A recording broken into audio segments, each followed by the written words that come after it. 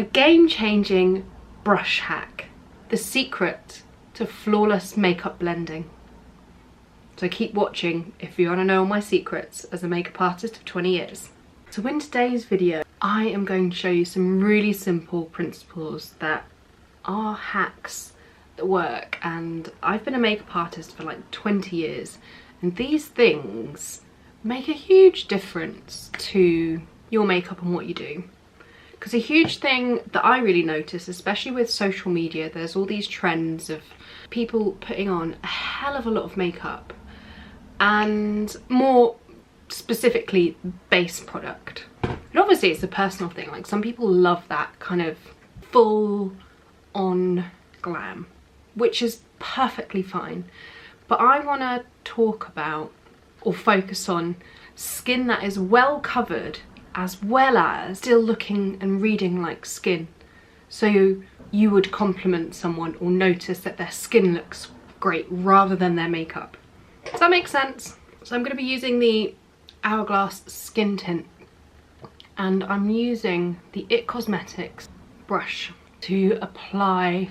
This is the number 7 brush. It's one of my favourite brushes they do for many reasons, and I love it's a double ender. You can really quickly get product on and boss it around, tell it what you want it to do. So that is really nice, quick and easy to apply. It's got quite a big surface area to it. It's synthetic, so it doesn't absorb your product, and you can see the visible difference that that's made. And what you can do, even though this is a skin tint, you can build up the coverage still.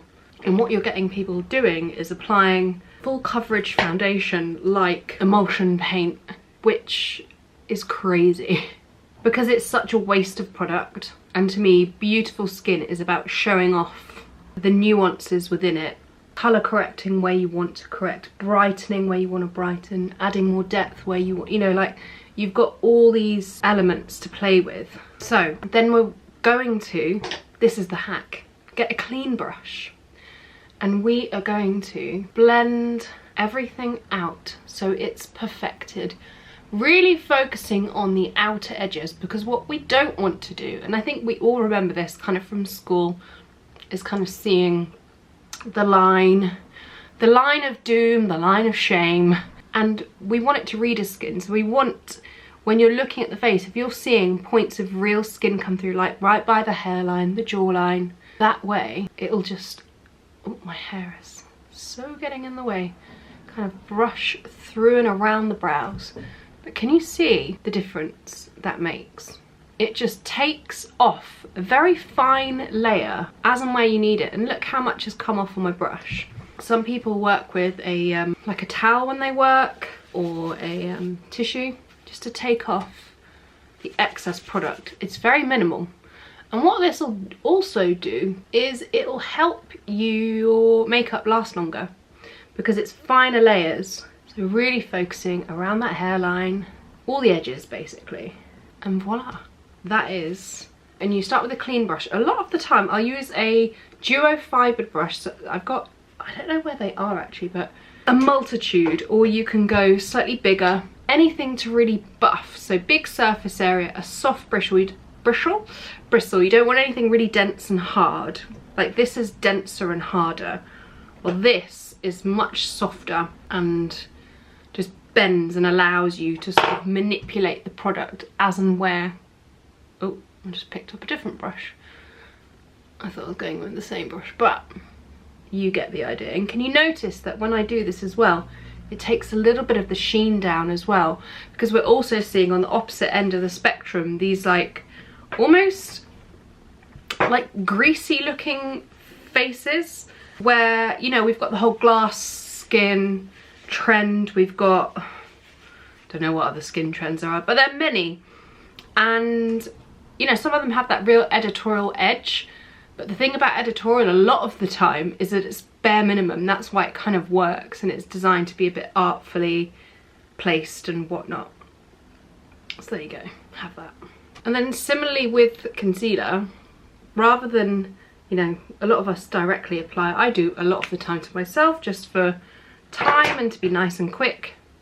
You can load up your brush with a little bit of product. So I'm not going directly in the middle and picking up a big blob. What I want to see with my brush is almost barely any product coming out of my brush, and that will basically cover but still look quite natural. Like, I don't mind some darkness around the eye, because that again is what makes it look natural. There naturally is discoloration around that area, and then you can add any extra as and when needed.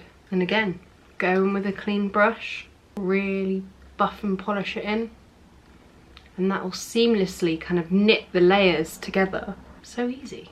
And there's such power. I think that's it about being a makeup artist. It's not about necessarily what you put on, it's how you edit, manipulate and finish things by taking things away and removing them. Nice coverage. Should we put on a heavier coverage just on top to layer? Right, let's go in with the Luminous look. This is a bit more of a medium, just to show you in a more full coverage kind of way. You can see how immediately that deletes a lot of, and I'm not saying you have to layer 2 products. Obviously it will give an effect. And then we're gonna go to buffing brush. I'm trying to do this as a bit of more of an obvious, so coverage, much more coverage. And you can build this up, it's a medium coverage, but you can build it a bit. And sometimes when I like to build coverage, what I'll do is I'll stamp it on. And then blending, I'm using a really light pressure. What you don't want to do is go really heavy, because if you go really heavy in the pressure, you'll remove product. So see how that's got more coverage. And when you work with a makeup artist on your complexion, on your skin, this is all the things they're doing to make the skin look polished, make it look defined and flawless by doing all these steps. Obviously there's a million styles of makeup, and for me beauty makeup is the style of makeup that looks very done, but it doesn't look done. Dun dun dun. Do you know what I mean? Let me know your thoughts on it. But can you see how it's still reading the colour? You know, I'm not applying product on the neck, I'm stretching and just buffing whatever remains of there. Down, honey, down. Got an itch. But brushes make such a difference to your makeup. If you have an itch like I do, just use your brush. Because if you use a finger, you'll sort of scratch off the beautiful product you've just applied. I'm just going to put a bit of blusher on. This is the Kosas blush, and Blush is Life Butterflies is the shade. A really nice rosy pink, sort of goes with my sort of blue in this. And blue and pink makes the colour look very natural. Even though it's quite a strong colour, it'll look quite fresh. And what the hack I love to do here is just apply it through the socket line to bring in that little bit of colour around the eye. And there you have it.